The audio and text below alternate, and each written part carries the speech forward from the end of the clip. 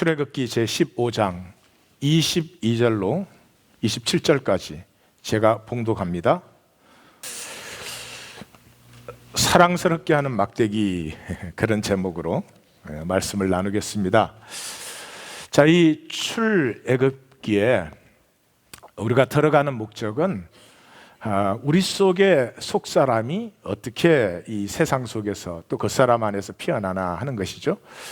그래서 그 부분을 또 복습을 하겠습니다.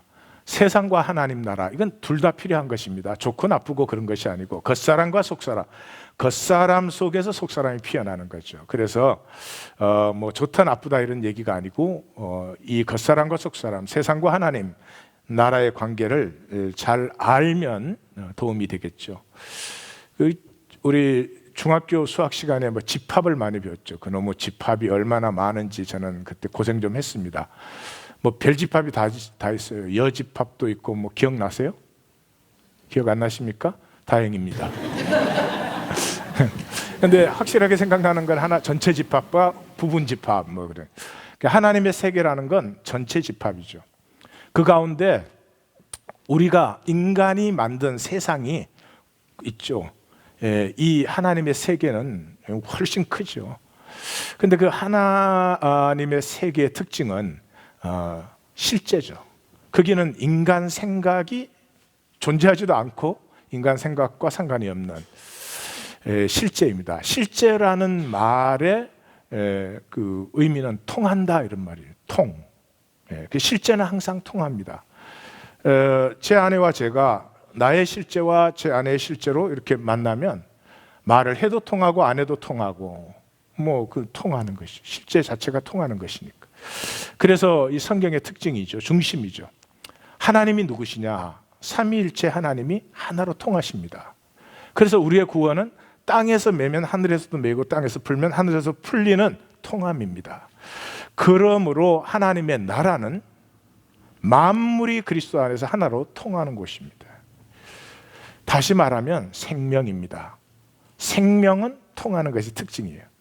지금 제 생명이 오른팔에만 통하지 않는다 뭐 이럴 수는 없죠. 생명은 통하는 거죠.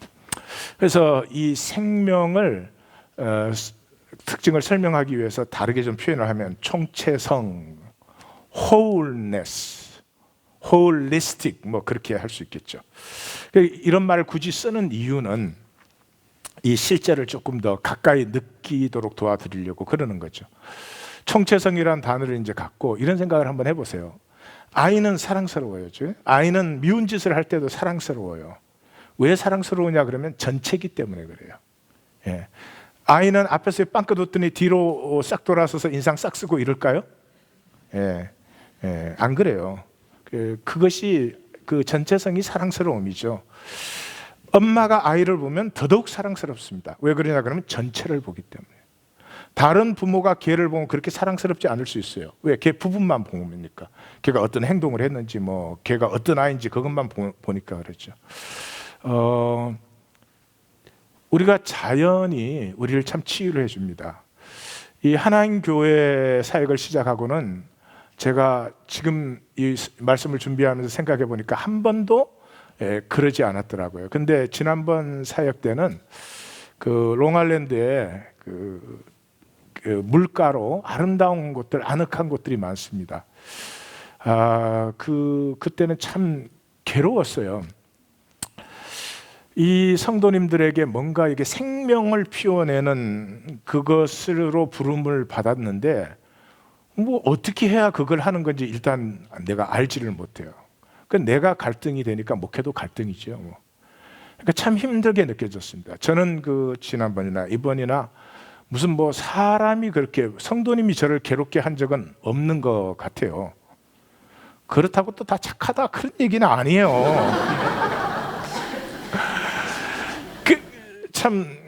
그러니까 그런 것 같아요. 하나님이 주시는 그 괴로움을 이렇게 쥐고 몸부림치면 대신에 사람들에게서는 하나님이 그걸 다 막아주시는 것 같아요. 제 생각에. 그 참 어떻게 해야 이 성도님들을 그 하나님의 약속의 유업을 누리는 그 생명의 자리로 인도하는지 그게 막 그 성도님들은 그냥 들으시지만 말씀을 한번 전했는데 내 생각에 참 내가 그 인도는 그냥 더 헷갈리게 만들었다 이런 생각이 들면 참 무척 괴롭습니다. 그러면 이제 저는 그 길을 생추어리라고 늘 불렀어요. 제가 잘 가는 데가 몇 군데 있는데 거기 가서 앉아 있어요. 그냥 때로는 30분, 길면 한 3시간씩도 앉아 있습니다. 그냥 아무것도 안 해요. 찬양을 하는 것도 아니고 기도하는 것도 아니고 그냥 있어요. 그러면 치유가 돼요. 자연은 치유해 줘요. 그 왜 치유를 해줄까요? 자연은 전체니까. 자연이 무슨 뭐 이렇게 그 한 군데는 제가 잘 앉는 이렇게 참 앉기 좋은 의자 같은 바위가 있는데, 예, 이 돈 많은 사람이면 그 바위가 어서 앉으세요 싹 이렇게 주고 내가 가면 싹 비키고 그럴까요? 말이 안 돼도 반응 좀 하세요. 항상 똑같이. 누가 와도 똑같이 받아줘. 거기서는 그냥 내 자신이 되는 거예요. 모든 생각이 사라지고 이쪽에 저쪽에 다 사라지고 그냥 내 자신 전체로 총체적으로 내가 돌아오는 거죠. 그게 힐링이에요. 힐링. 이 총체적일 수밖에 없는 게 있죠. 생명이죠. 생명은 총체적이에요. 생명은 부분적일 수가 없지요. 그 말은 또 다른 말로 생각하면 사랑이에요. 사랑은 생명이 나누어지는 거예요. 잘해주고 이런 문제가 아니에요. 그 말은 사랑은 나는 나 전체로 당신을 대하고 당신은 당신 전체로 나를. 전체로 대했는데 무슨 뭐 술수 쓸까요? 전체로 대했는데 뭐 내 좋은 면만 보이려고 막 이럴까요? 그런 건 없죠. 내가 나 자신으로 그냥 편안해지려고. 안식이라고 하죠. 이건 총체성만이 늘 수 있는 거죠. 그걸 또 다른 말로 하면 하나님이시죠. 하나님은 부분화, 부품화 시킬 수가 없어요. 우리는 모두가 부품화된 세상 속에 살고 있단 말이죠. 부품화된 곳에는 사랑도 행복도 보람도 기쁨도 있을 수가 없습니다. 하나님이 우리를 보고 뭘 하라 이런 얘기가 아닙니다. 제가 이렇게 말씀을 전하면 혹시라도 그렇게 들을 수 있는 것 같아요. 뭘 해라, 해라는 것이 아닙니다. 너 자신으로 돌아오라는 거죠. 너 전체로 돌아오라는 거죠. 예? 예. 교회 가면 이렇게 말하고 표정 짓고 친구 만나서는 그런 부분화된 삶은 끊임없이 지켜야 되고 끊임없이 포장해야 되고 안식이 없어요. 자기 자신일 수 없기 때문에 하나님 허락하신 약속도 다스림도 그 권세를 누릴 수가 없지요. 하나님이 부분화시킬 수가 없어요. 하나님이 부분화되시면 얼마나 좋겠어요. 그냥 내가 필요할 때 내 필요한 부분이 나와서 하나님 만나고 그건 또 헤어지면 되고 이러는데 하나님은 그 부담스럽게 전체로 임하셔서 나 전체로 반응하기를 기다리고 계시는 거죠. 여러분 이런 거죠. 제가 속으로는 성도들을 저것들을 그냥 이렇게 생각을 해요. 근데 겉으로는 사랑하는 성도님들 이래요.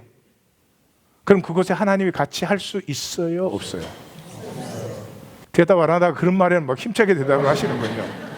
다시 한번 묻겠습니다. 있어요? 없어요? 없어요. 없어요. 하나님은 전체로 임하시기 때문에 전체가 아니면 하나님의 임재를 받을 수가 없습니다. 요셉이 계속 하나님과 함께 하셨다는 얘기가 나오는 것이 요셉은 그냥 자기 자신인 사람이기 때문에 속사람이기 때문에 그런 거죠.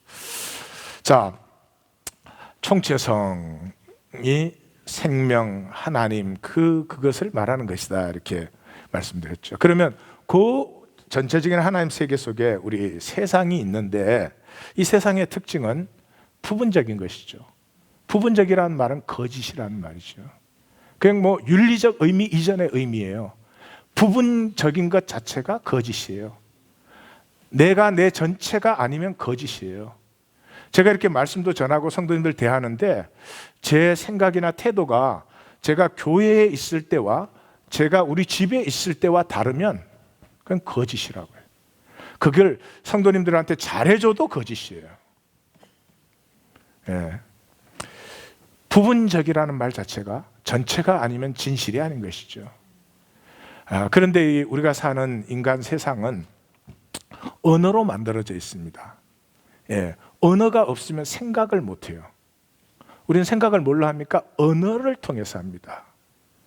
그래서 한 인간이 이 세상에 태어나서 인간 세계로 진입할 때 언어를 배우는 거죠. 말을 못하는 장애인도 언어를 사실을 배워서 언어의 개념으로 다 관계를 하는 거죠. 그래서 사실은 프로그램이에요. 인간이 우리의 내가 만들어낸 프로그램에 내가 들어가는 거죠. 거기서 뭐 잘나면 뭐 대단한 것 같고 못나면 굉장히 뭐 심지어 자살도 하고 그러지만 그건 전부 어리석은 것이에요. 그거는 부분적 세계만 봤지 전체를 보지 못해서 그렇습니다. 그런데 이 언어로 만들어진 세상, 생각으로 만들어진 인간 세상은 이 전부 뇌에서 나온 거예요. 근데 놀라운 것은 뇌를 우리는 이때까지 이렇게 생각했습니다. 뇌라는 것이 바깥에 있는 어떤 객관적인 사실을 이렇게 다 파악해 가지고 그걸 가지고 어떤 결정을 하는 그런 기관인 줄 알았어요. 근데 놀랍게도 저는 그래서 과학자들이 참 고마워요. 뇌는 그런 일을 하는 게 아니고요. 우리가 결정한 것을 정당화시키는 역할을 해요. 근데 그 실험 결과를 딱 보고 나니까 정말 그렇잖아요. 예? 이 사람이 어떤 사람이냐 우리가 그걸 파악하려고 노력합니까? 아니에요. 그냥 딱 보니까 인상이 안 좋아. 딱 찍어. 그럼 그 다음에 모든 것으로 그 사람을 나쁜 사람을 만드는 거예요. 예. 설교도 뭐 이렇게 저게 진실이냐 아니냐 이런 걸로 안 봐. 기냐 짧으냐. 그래서 엄청나게 재밌는 실험들이 많습니다. 뭐 제가 이 얘기 해드리면 시간 가는 줄도 모를 거예요. 근데 하나만 얘기하죠. 그러니까 이렇게 말하면 똑같은 커피를 이렇게 똑같은 컵에 이렇게 딱 부어놓고 하나는 2불이라고 써져 있고 하나는 7불이라고 써져 있어요. 그럼 사람들이 마시고 나서 어느 게 더 맛있습니까? 그러면 사람들이 다 7불짜리가 맛있다. 그 당연한 거예요. 왜냐 그러면 뇌는 바깥에 있는 인포메이션들을 다 받아들여서 그걸로 이 생각을 하는 거거든요. 그러니까 여기는 2불이라는 인포메이션이 들어왔고 여기가 7불이 들어왔으니까 뇌는 당연히 그렇게 해요. 그래서 물어봐요.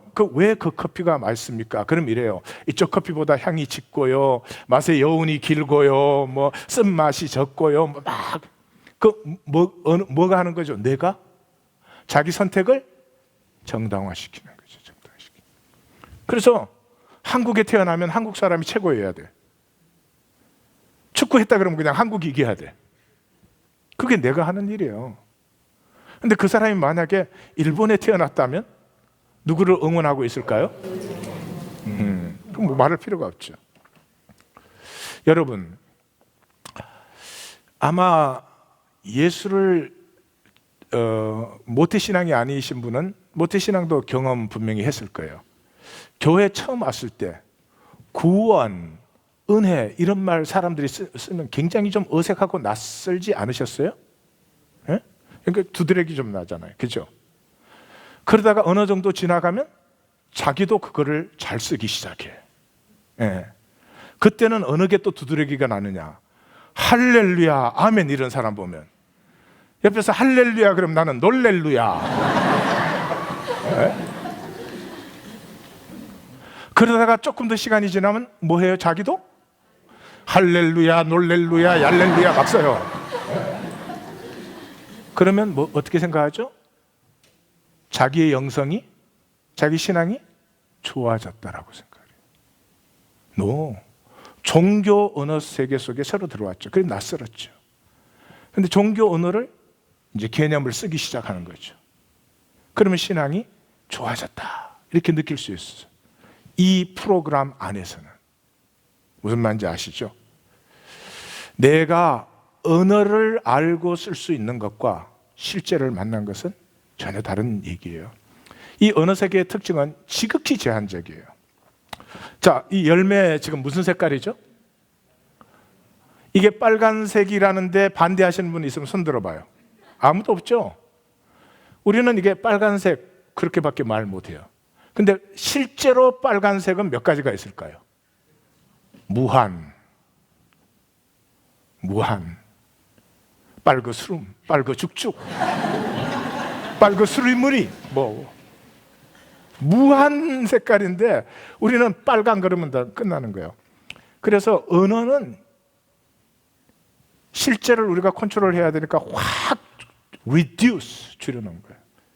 그래서 제 생각에 인류가 가진 언어 중에서 제일 위대한 언어가 이 전라도 분들이 쓰는 거시기. 이 거시기는 보면 말이에요, 언어의 제한성은 극도로 줄이고 그 언어를 통해서 허용하는 상상력은 최대한도로. 그래서 전라도 내려가면 다른 말은 필요 없어. 거시기 했어? 그러면 했어 이래요. 거시기 갈까? 그러면 가자 이래요. 예.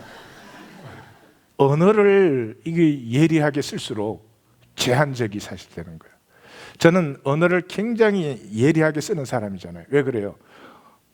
이 종교는 두레뭉실 해가지고 할렐루야 그러면 다 넘어가. 그 실제를 못 만나죠.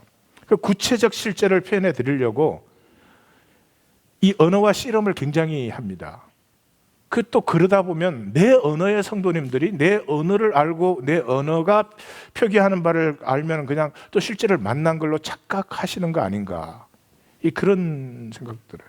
그 언어가 실제를 만날 때 그 언어 자체를 넘어서 언어가 함축하는 그 실제를 이렇게 만나야 돼요, 우리 신앙생활에서. 근데 이제 그거를 잘 표현해 준 장면을 하나 나누죠. 그 한국의 변호인이라는 영화가 있었어요. 혹시 보신 분 있으세요? 그러셔요? 저는 못 봤어요. 여기서 한국 영화도 다 볼 수 있다고 요즘 그러긴 하더라고. 근데 그 변호인이 원래 변호사잖아요, 사.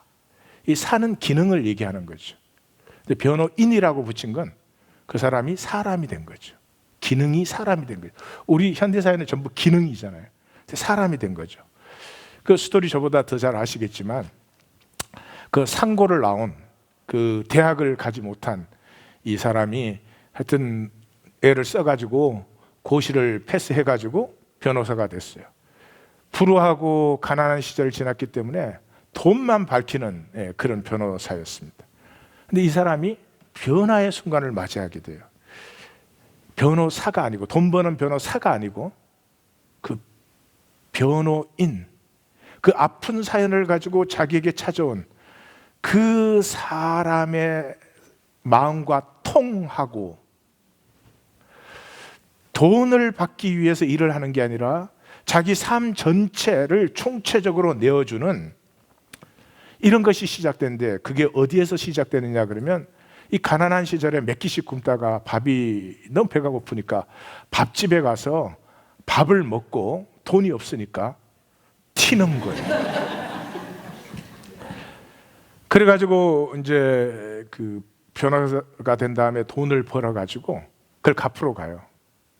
갚으러 갔는데 그 밥집 아줌마가, 우리 한국에서 제일 거듭난 직업이 밥집 아줌마 같아요. 이분들은 현상을 넘어서 실제를 누리는 분들이 많아요.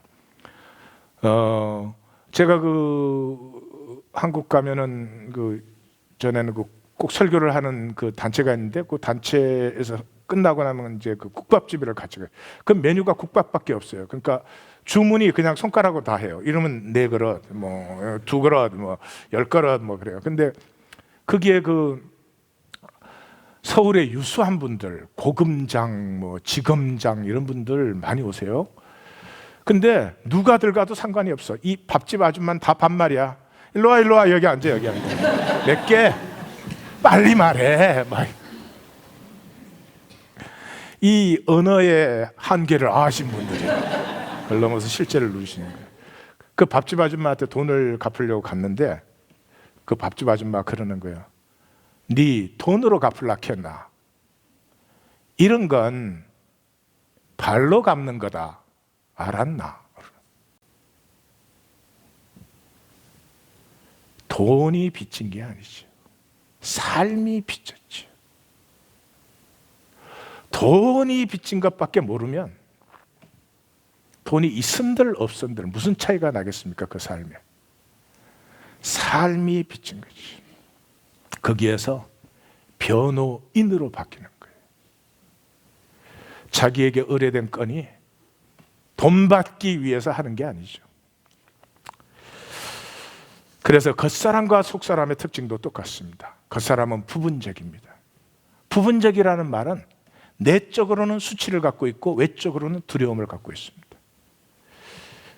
우리는 기능이 잘나서 자랑스러운 존재가 아닙니다. 하나님의 형상이 있기 때문에 아름다운 존재예요.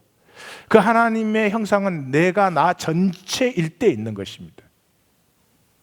그런데 겉사람은 부분적이거든요. 내가 학교를 어디 나왔냐, 돈을 얼마 버냐, 뭐 이런 걸로 자기를 보기 때문에 No matter what, 내면에는 수치심, inferiority complex, 열등의식이 있어요. 우리가 얼마나 신비한 존재인데 우리에게서 피어날 수 있는 사랑이, 시가, 음악이, 예술이, 아니 그렇게 추상적으로 가지 맙시다. 내가 나눌 수 있는 위로의 한마디, 내가 나눌 수 있는 격려의 한마디, 그건 누구도 흉내낼 수 없는 것이죠.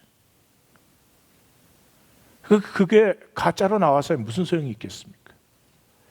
내 존재에서 그것이 흘러나올 때 놀라운 역사를 일으킵니다. 근데 그걸 모르고 세상에서는 우리가 부분으로 내가 뭐 누구냐, 뭐 어디 사는 사람이냐, 뭐 이런 걸로 하니까 반드시 내면에는 수치가 있고 외면에는 두려움이 있어요. 외면에 두려움이 있다는 건 모르는 게 두렵거든요. 캄캄한 동굴에 들어가면 두렵잖아요. 모르니까, 모르는 부분이 많으니까. 그러니까 부분으로 사는 사람은 이 총체적 세계, 하나님의 세계를 몰라요. 삶 전체가 두려움이에요. 막 뭐를 지키려고 난리를 칩니다. 그래서 이 사람은 실제를 거부하고 생각 속에서, 생각은 내가 하는 거니까 내 마음대로 하니까 쉽잖아요. 하나님까지도 내 마음대로 생각하면 되니까. 속 사람은 총체적이에요. 하나가 되는 게 아니고 그냥 하나임이에요. 이 하나인 사람은 누림이 있어요. 바람이 스치면 그 바람 느낄 수 있어요. 바람이 달라요. 바람이 달라요. 바람마다 얘기가 다릅니다. 누림이 있을 때 삶의 권세가 생겨요. 누림이 없는 사람은 자꾸 뭔가를 이렇게 얻어내야 되는 줄 알아요. 사람들에게 잘 보여가지고 뭐 관심도 얻어내고 인정도 얻어내고 뭘 자꾸 얻어내야 돼. 그러니까 권세가, 스스로 권세를 다 폐기시키죠. 이렇게 누림이 있는 사람 앞에 가면은요, 그 이상해요. 자기를 그냥 주고 싶어요. 나누고 싶어요. 왜? 누림, 나를 누려주는 사람이 고마운 거니까. 이게 요셉이죠. 그래서 그 요셉과 하나님이 함께 하시기 때문에 형통하다 이 말이 계속 나오는데, 그래서 학자들은 이걸 조셉 포뮬라라고 합니다. 이게 속 사람은 총체적이죠. 진실. 그냥 그게 아니 악하도 괜찮아요. 악해도 진실이에요. 그러니까 하나님 내가 왜 이렇게 악하죠 할 때 하나님이 같이 하고 있을까요? 악하네 절로 가 이럴까요? 같이 해요. 하나님은 진실에 함께 하는 거예요. 잘난 데 함께 하는 게 아니고. 그래서 진실이란 말 나 하나죠. 내가 나 자신이면 어디서나 하나님을 느낄 수 있어요. 하나님은 부분에 임하지 못하시고 전체에 임하신다 그랬잖아요. 그러니까 하나님이 함께 하셔봐요. 애가 아빠 옆에 있어도 힘을 좀 냅니다. 근데 하나님과 함께 하는 사람 든든하죠. 형통의 역사가 있는 것이죠. 부분은 항상 정복의 대상이에요. 부분적인 것은 항상 어떻게 내 마음대로 컨트롤하고 이렇게 해야 된다고 생각을 해요. 전체는 그냥 누림의 대상이에요. 그 사람 전체를 보면 그냥 누려요. 근데 부분만 보면 저 사람이 내 편 대주나 내 편 안 대주나 뭐 이런 거가 되는 거죠. 자, 여기에서 한 가지만 더 나누도록 하죠. 오늘 수치의 문제. 수치와 두려움은 이게 동전의 양면인데 이 존재의 근원적 문제입니다. 왜냐 그러면 수치를 가지고 있는 사람은 반드시 부분적으로 살게 되어 있습니다. 수치스러운 부분은 싹 감추고 수치스럽지 않고 자랑스럽다 그러면 막 이렇게 내세워요. 내세워. 그래서 사실은 근원적인 문제에서 자유해지는 게 아니라 살아갈수록 문제가 점점 더 무거워져서 예수님이 수고하고 무거운 짐진 자들 다 내게로 오라 그러는 거죠. 근데 이 수치 자체로는 절대로 살 수가 없습니다. 수치 자체로는 절대로 살 수가 없습니다. 그래서 심리학에 의하면 수치스러운 사람은 자살을 하게 됩니다. 예, 그 참 어리석은 일이겠죠. 근데 수치 자체를 가지고 살 수 있는 사람은 없어요. 그래서 하나님이 나뭇잎 치마로 가리도록 섭리하신 거죠. 그리고 현상계에 있는 동안에 우리 인간 세상계에 있는 동안은 거짓이 통하니까 가릴 수 있잖아요. 그걸 하나님 나무로 하지 않습니다. 문제는 언제냐 그러면 이 현상계를 벗을 때, 현상계를 벗을 때 거기는 현상계에는 거짓이 없으니까 뭘로 가려요? 가릴 게 없다는 거죠. 예, 그때 벌거벗은 수치를 당해서는 안 된다. 이 성경이 계속해서 강조하는 바죠. 특별히 요한계시록 제일 마지막 책에 들어가면 반복적으로 벌거벗은 것을 알지 못하느냐, 벌거벗은 수치를 보이지 않도록 해라. 이사야 선지자는 구원의 옷을, 공의의 겉옷을 그가 내게 입혔다. 이 예수님은 예복을 입어라, 흰 옷을 입어라. 사도 바울은 그리스도로 옷 입어라, 이런 말을 반복하는 이유가 바로 여기에 있습니다. 자, 세상의 신앙을 우리가 기복신앙이라고 그러죠. 세상, 우리 작은 세상 속에 거 뭐를 얻으려고 하는 것, 이것은 신앙이 아니라 확신입니다. 확신. 예, 총체적이 아니기 때문에 하나님과 관계가 아닙니다. 내가 확신한 것을 내가 정당화시키는 거죠. 예, 신앙을 가졌지만 내가 능력이 없다. 그러면 혹시 내 신앙이 내 존재 전체로 하나님과 이렇게 만나는 것이 아니고, 하나님과 만나는데 돈 들지 않습니다. 하나님과 만나는데 자격 요구하지 않습니다. 내 진실이면 하나님은 항상 나를 기다리고 계셨습니다. 혹시 종교적 확신을 갖고 있는 거 아닌지, 내가 나를 막 정당화시킨 거 아닌지, 그거를 점검을 한번 해보셔야 될 것 같아요. 생명의 신앙은 내 존재 전체가 전체인 하나님을 만나는 거죠. 그걸 마음을 다하고 뜻을 다하고 힘을 다한다. 뭐 그 말이 그 말, 중심의 진실함 그 말이 그 말이죠. 뭐 자원함 그 말이 그 말이죠. 그래서 이 생명의 신앙을 표현하는 그 성경 단어는 야다입니다. 야다. 야다라는 말은 인간이 가진 언어 중에서 가장 풍성한 말이에요. 안다, 동침한다, 사랑한다, 신뢰한다, 좋아한다, 믿는다, 맡긴다, 따른다, 즐거워한다, 심지어 머리카락을 센다. 그게 야다예요. 머리카락을 세시는 하나님 그럴 때 그게 야다의 하나님이세요.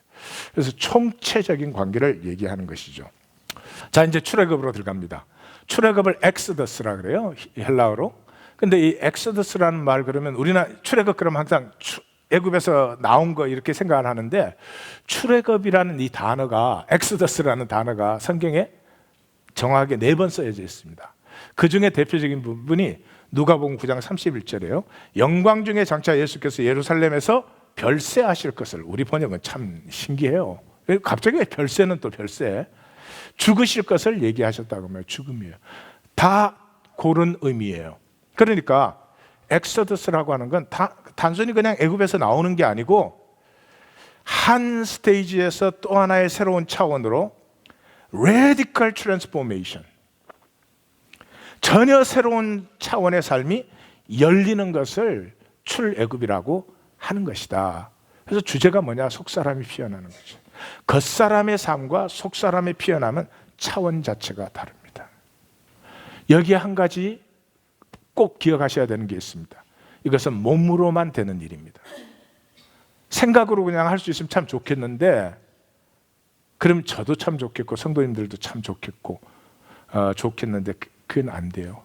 유다 12형제 중에서 그 신앙의 가정에 임한 살인과 죽음과 이 위선과 거짓과 속임과 이걸 다 갈등을 했겠죠.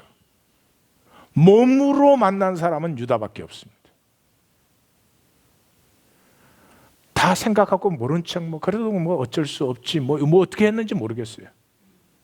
유다는 몸으로 부딪혔습니다. 속사람이 피어나고 메시아를 열매 맺는 그런 사람이 되었습니다. 그래서 속사람이 피어나는 게 그게 뭐냐? 하나님의 약속이라는 거죠. 하나님이 우리를 육체로 만들어서 세상 가운데 보낸 것, 겉사람으로 살게 하신 것. 이 겉사람은 구원 후의 얘기입니다. 사실은 옛사람으로 살게 하셨죠. 옛사람이 새사람이 되면 그때부터 내 안에 겉사람과 속사람 두 사람이 있다. 제가 그렇게 말씀드렸죠. 이 속사람은 나 아니다. 내 안에 계신 그리스도다. 그것도 말씀드렸습니다 이미.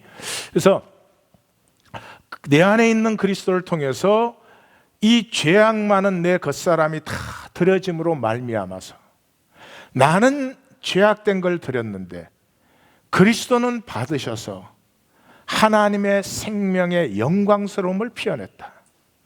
이 장미가 참 아름답지 않습니까?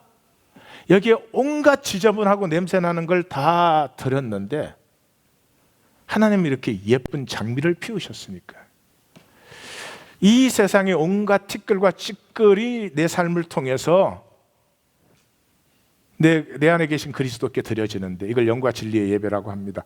드려지는데 그걸 받으신 그리스도를 통해서 내가 이 장미처럼 아름답게 피어난다. 그 약속을 이행하고 계시죠. 그래서 그러면 이제 우리의 문제는 그거죠. 약속을 받는 사람이 되면 되는 거죠. 근데 누가 약속을 받는 사람이냐? 역대하에 이렇게 표현을 하고 있어요. 같이 읽어볼까요? 여호와의 눈은 온 땅을 두루 감찰하사 전심으로 자기에게 향하는 자들을 위하여 능력을 베푸시나니. 예, 전심으로, 오늘 말로 보면 총체적으로 자기를 찾는 사람이에요. 총체적으로. 그 전심으로라는 말은 욕심이 아니죠. 욕심은 부분적인 것이죠. 내 전체가 욕심이 될 수가 없어요. 모세의 지팡이를 말하는 것입니다. 우리 모두에게 하나씩은 있어요. 무언가 이 내 삶 속에 그것 하나만은 내가 나 전체를 드리고 나눈. 그래서 모세는 그 40년 광야 생활에 제가 지난 시간에도 얘기했지만 호렙산까지 간 것을 보면 그 양을 보통으로 돌본 게 아닙니다. 그리고 제일 마지막에 민수기 20장에서 모세의 생애가 마감될 때도 뭘로 마감됩니까? 지팡이로 마감됩니다. 그 사이의 모든 사역이 이 지팡이와 연결이 됩니다. 다시 말해서 내가 이렇게 부족하고 죄악됨에도 불구하고 그럼에도 불구하고 내 중심으로 살아온 그것 속에 내가 들어있고 그 나를 하나님은 받으시고 그 나는 하나님을 만나가지고 그 어린아이 같은 나를 하나님은 자기의 약속의 유업을 받는 장성한 자로 만드시는 것입니다. 할렐루야. 그래서 이 열 재앙의 총 결론은 여호와께서 구별하는 줄을 알리라. 그러면 여호와께서 구별한 백성은 뭐냐? 그러면 처음 난 모든 것은 여호와께 구별하는 백성이 이 하나님의 구별함을 받은 백성이다. 그래서 스토리는 출애굽의 스토리가 지나가지만 잘 보셔야 돼요. 하나님이 하고 싶은 얘기는 뭔가? 하나님이 하고 싶은 얘기는 절기 얘기를 하는 거죠. 절기와 법을 얘기하는 거죠. 그래서 이 출애굽 가운데 갑자기 얼마나 길게 절기 얘기가 나와요. 제일 처음에는 유월절 얘기가 나오죠. 유월절 얘기가 나올 때 이스라엘 백성이 람세스에서 노예 생활하다가 람세스에서 출발해서 수컷으로, 이게 첫 여정이죠. 그 출애굽을 할 때 앞쪽에는 첫 태생이 죽었고 뒤쪽에는 유월절 규례를 말씀해 주시죠. 그렇죠? 그 다음에 두 번을 반복합니다. 첫 번째, 무교절을 지켜라. 이 무교절 영원한 규례 대대로 지켜라. 그렇게 무교절을 말씀하시면서 어린 양의 피를 발랐다, 어린 양의 피를 발랐다가 앞뒤로 쌓여 있죠. 그 다음 또 가면 무교절을 무교절은 여호와가 약속을 너희와 지킨 것이야. 그러니까 너희도 해마다 무교절을 지켜서 약속을 받는 자가 되어라. 이렇게 말하면서 그 앞쪽에 첫 태생은 내 것이다. 첫 태생은 여호와의 것이다. 그러니까 이게 무슨 말이죠? 첫째 것을 여호와께 드리는 것은, 그것이 시간이 됐든 물질이 됐든 뭐가 됐든 첫째 것을 드리는 것은 그 전체가 하나님의 것입니다 하는 것을 고백하는 것이죠. 그래서 전체로 우리에게 임하시는 하나님을, 그러니까 생명은 전체로 임하시는 하나님을 우리 전체로 받는, 이것을 우리에게 말씀해 주고 계시는 거죠. 이 후렴이 뭡니까? 불기둥과 구름기둥으로 하나님 인도하셨다. 지난 시간 얘기했지만 중요한 포인트이기 때문에 한 번 더 제가 말씀드리겠습니다. 모든 신, 고대 근동의 모든 신은 화려하고 장엄하고 웅장한 신전에 계셨습니다. 얼마나 편리한 신입니까? 그런데 이스라엘의 하나님 여호와, 약속을 지키시는 하나님은 그 참혹한 노예들이 탈출한 그 고난의 광야길에 함께 하는 거죠. 물론 누가 함께 해달랬나? 하늘에 편안하게 계시다가 우리가 필요할 때 헬로 하나님 이러면 잠깐 오셔서 만나주시고 또 돌아가시면 얼마나 좋아요.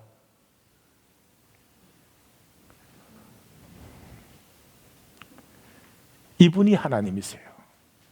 이분이 하나님이세요. 우리 인간 사이는요, 누구도 이것을 요구할 수 없습니다. 남편과 아내 사이라도 요구할 수 없습니다. 남편이 아내를 보고 당신의 전체를 나를 줘, 나에게 어떻게, 그렇게 말할 수 없죠. 그렇게 말을 하려면 자기가 먼저 누가 돼야 돼요? 자기의 전체를 주는 사람이 돼야 말할 수 있는 거죠. 인간 사이에는 이럴 수가 없습니다. 그 다음에 인간 사이에는 이럴 수 있어요? 남편 아내 사이도 이럴 수가 없습니다. 나는 당신과 항상 함께 있겠어. 예, 특별히 60 넘은 남자들은 눈치가 있어야 됩니다. 예.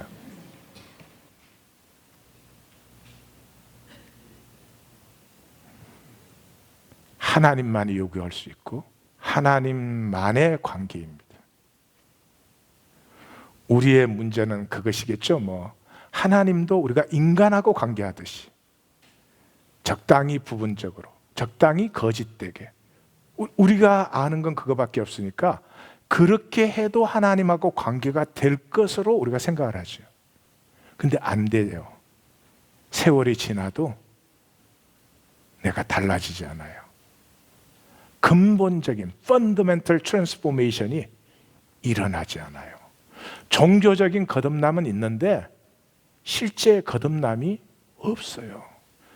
실제 거듭남이 있다면 생명의 권세가 누려지고 있어야 되는데 삶이 살아갈수록 오히려 더 수고하고 무거운 짐이 될 수도 있는 것 같아요. 이렇게 말씀드리면 성도님들은 부담스럽겠지만 생각은 한번 하셔야 돼요. 자기 점검은 한번 하셔야 돼요. 하나님을 믿는 것이 무엇인지, 그렇다면 내가 어떻게 믿을 것인지, 여러분이 선택을 하셔도 선택하지 않으셔도 그것 때문에 하나님이 정죄하거나 그러지는 않습니다. 그러나 내 선택의 결과는 내가 되는 것입니다. 그것은 기억하셔야 됩니다. 자, 그래서 언약법의 결론도 우리가 이제 앞에 보겠지만은 금송아지 사건의 결론도 전부가 절기를 지키라는 것으로 오죠. 그다음 출애굽 기사가 이제 그다음 나오죠. 출애굽 기사는 이게 적었지만 간단한 얘기예요. 바로는 추격하고 백성들은 무서워했더라, 그거예요. 네. 하나님이 말씀해 주고 싶은 건 그거예요. 바로도 어리석고 두려워하는 백성도 어리석다.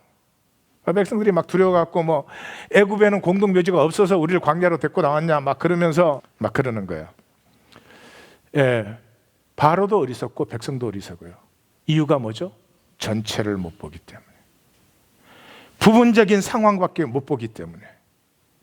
예, 그래서 모세가 뭐라고 말합니까? 여기 이제 모세가 입이 둔하나이다 하던 모세가 점점 하나님과 하나가 되어갑니다. 모세가 이르되 너희는 두려워 말고 가만히 있어서 보라. 뭐를요? 구원을 보라. 가만히 있어서. 우리는 가만히 멈추지 않잖아요. 생각이 끊임없이 돌아가요.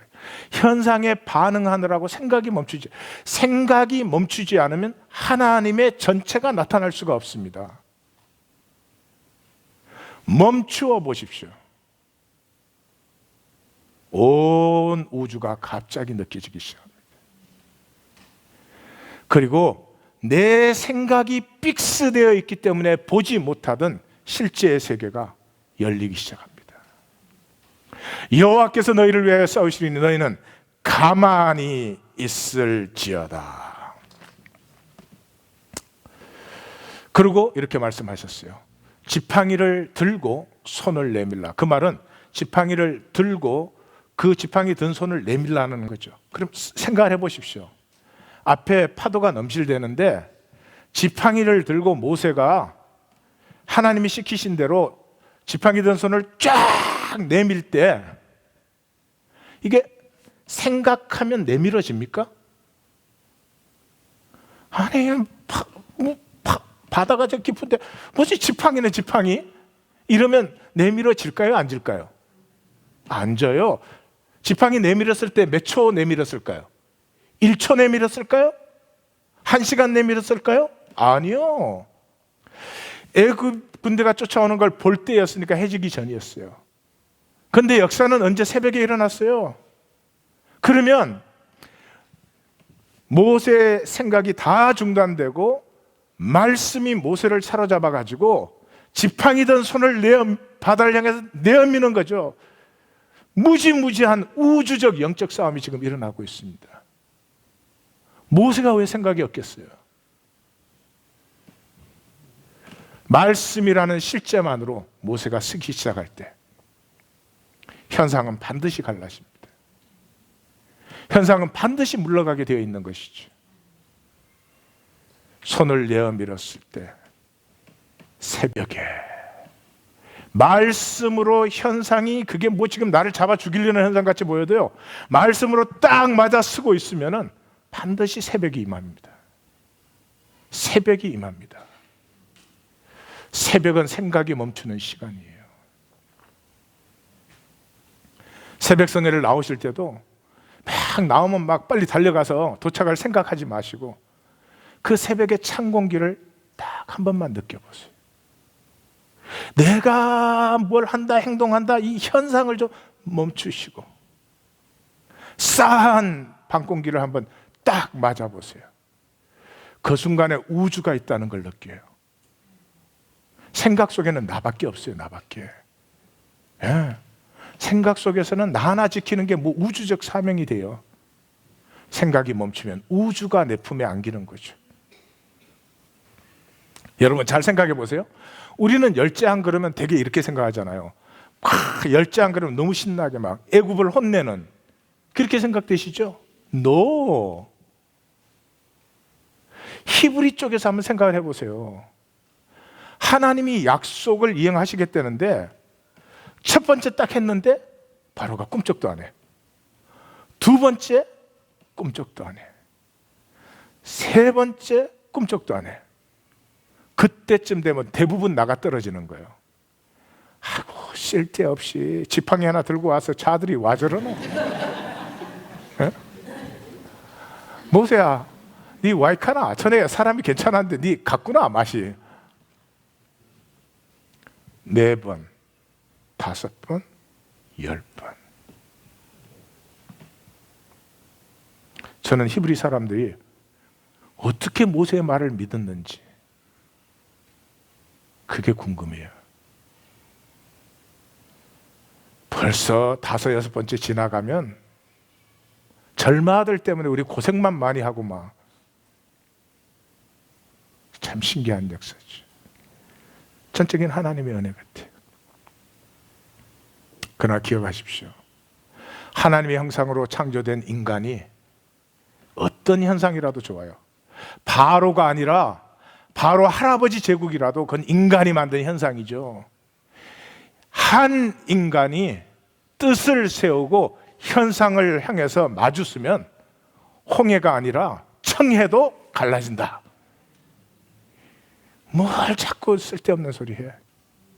그때 뭐가 터져요? 찬송이 터져요. 찬송이. 그래서 모세의 노래가 터집니다. 내가 여호와를 찬송하리니 그는 높고 영화로우시며 말과 그 탄 자를 바다에 던지셨다.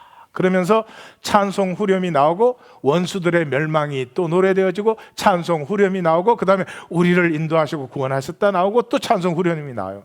그러니까 그 정도로는 뭐 신명이 거치지 않아서 미리암이 소고 잡고 춤추며 화답해서 바로의 말과 병거는 바다에 잠기고 이스라엘은 바다 가운데 마른 땅으로 행하였도다. 좀 우리의 삶에 아무리 현상이 어렵게 보일지라도 내 자신으로 한번 부딪혀 보겠다. 하나님, 하나님의 이름으로 내가 이 일을 뚫고 걸어갑니다. 하나님 함께 해주세요. 일의 해결뿐만이 아니라 우리의 속사람이 피어나는 역사를 반드시 만나실 줄 믿습니다. 그러면 오늘의 본문을, 자, 광야는 시험의 자리예요. 시험의 자리라는 말이 뭔 말인 줄 아세요? 부분의 자리라는 거죠. 부분을 가지고 전체인 척하는 자리예요. 예, 돌로 떡을 만들어라. 떡은 인간에게 필요하죠. 그냥 떡만으로 사는 건 아니지. 그보다 더 큰 전체가 있는 거죠.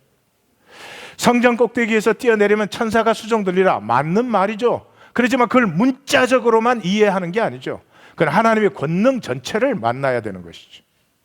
내게 절하면 만국의 영광을 주겠다. 만국의 영광은 좋은 것이죠. 그렇지만 만국의 영광이 전부는 아니죠. 그보다 더 큰 하나님의 세계가 있는 것이죠. 부분만을 가지고 이게 전부라고 하는 게 시험이에요. 그렇습니다. 돈이 필요하죠. 그래, 돈만이 전부인 것 같습니까? 그럼 시험이죠. 예, 건강이 중요하죠. 건강이 전부인 것 같습니까? 그러면 시험이죠. 예, 좋은 자리, 명예, 이거 다 좋은 것이죠. 기억하십시오. 이 땅에서 아무리 좋은 것도 부분적인 것입니다. 예. 내가 하버드를 수석으로 졸업했어도 부분적인 것입니다. 그것 자체로 절대로 내가 행복해지거나 그것 자체로 내가 복이 되지 않는다는 사실을 기억하셔야 됩니다. 예수님이 광야에 시험 받으러 가신 것을 복음서는 계속해서 얘기를 하고 있죠. 그 광야의 길은 하나님이 인류에게 새 차원을 여시는 길이죠. 그 당시 종교가 어떤 종교였습니까? 제사 지내고 나서 행음하는 게 종교였습니다. 뭘 알았어요, 인간이? 부분적으로 사는 사람에게는 반드시 죄의식이 있습니다. 사랑은 죄의식이 없습니다. 그러나 육적인 욕망만 누렸다면 죄의식이 있습니다. 무엇을 해도 총체적으로 하셨으면, 나 자신으로 하셨으면 죄의식이 없습니다. 아무리 선한 일을 했어도 내미는 손 다르고 뒤에 표정 다르면 죄의식이 오는 것입니다.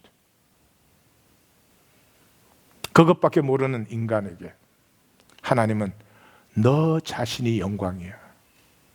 너 자신의 가능성을 보아. 너는 나의 창조물이요, 나의 반려자야. 이것을 깨우쳐 주시는 것이 광야의 길입니다.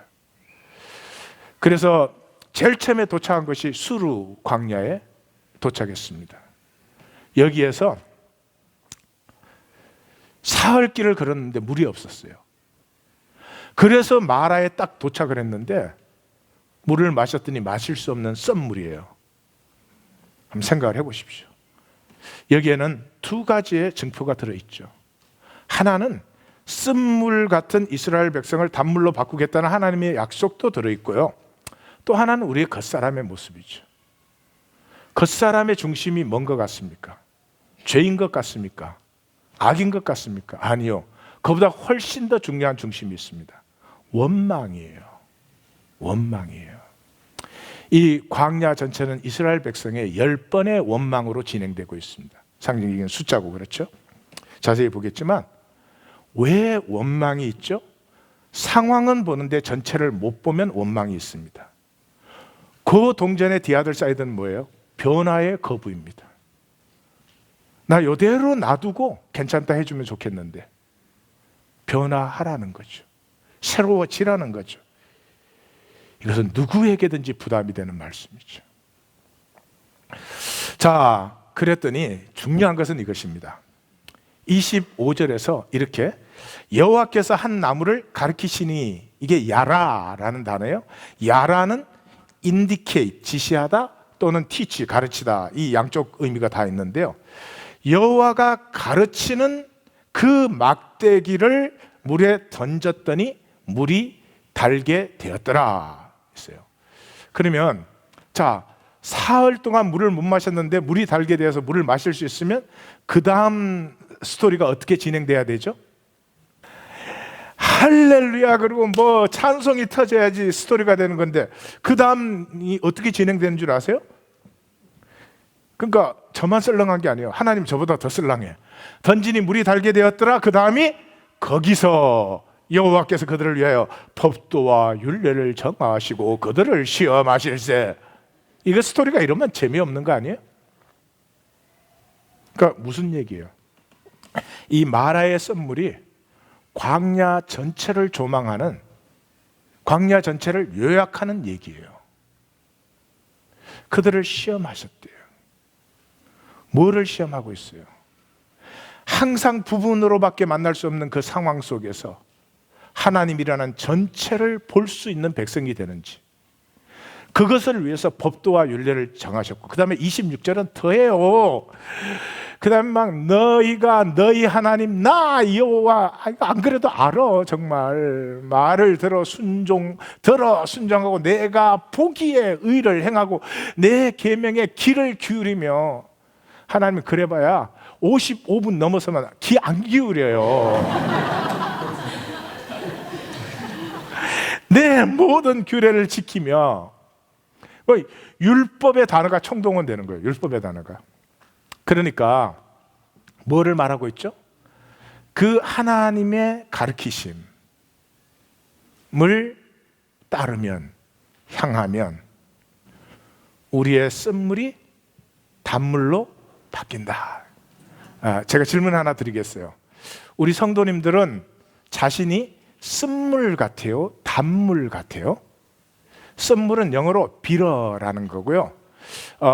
단물은 영어로 스윗하다 그래요. 예수님이 누가복음 2장 52절에 가면 자라날수록 사랑스러워져 가신다 그랬는데 그때 그게 sweet, lovelier 그런 예. 근데 자기 자신이 이렇게 스윗한 것 같으세요? 무서워서 질문을 못하게. 아유, 그러다가 또 그렇게들 째려보시고 막 그러면 안 되지. 자, 그럼 질문 하나 더 드릴게요. 이 사람이 하나 있는데 너무너무 똑똑하고 훌륭하고 올바르고 존경스러워. 근데 사랑스럽지 않아. 좋아요? 언선스럽지. 사랑스럽지 않으면 좀 나쁜 게 훨씬 나아. 근데 부족하고 실수도 잘하고 뭐 제대로 하는 건 별로 없는데 사랑스러워. 그러면 좋아요? 마이 케이스는 여기서 끝이에요. 사랑스러워짐, 스윗해지는 건 내가 뭘 만들거나 이루는 일이 아니에요. 내 속에 있는 게 피어나야 돼. 하나님은 저를 봐주세요. 하나님은 한 가지 하고 계시는 거예요. 너 안에 이 온 우주를 다 줘도 바꿀 수 없는 아름다운 나의 생명이 너 안에 들어있다. 마귀에게 속아서 자꾸 바깥에서 뭐를 끌어들이려고 그렇게 몸부림을 치는 게 아니고 너 안에 있는 걸 좀 피워봐. 그것은 내 안에 있으면 저절로 피어나는 거야. 네가 애쓰는 게 아니고 내 안에 있으면 저절로 피어나는 거야. 그랬더니 샘이 12개, 종려나무가 70개, 모세가 다니면서 셌을까요? 상징적인 숫자죠. 엘림에 이르렀더라. 엘림에 이르렀더라. 이 엘림은 스윗네스가 막 넘쳐나는 풍성한 곳이죠. 우리의 삶과 우리의 가정과 우리의 특별히 자녀들이 이 엘림에 이르시기를 주의 이름으로 축원합니다. 기도하십시다.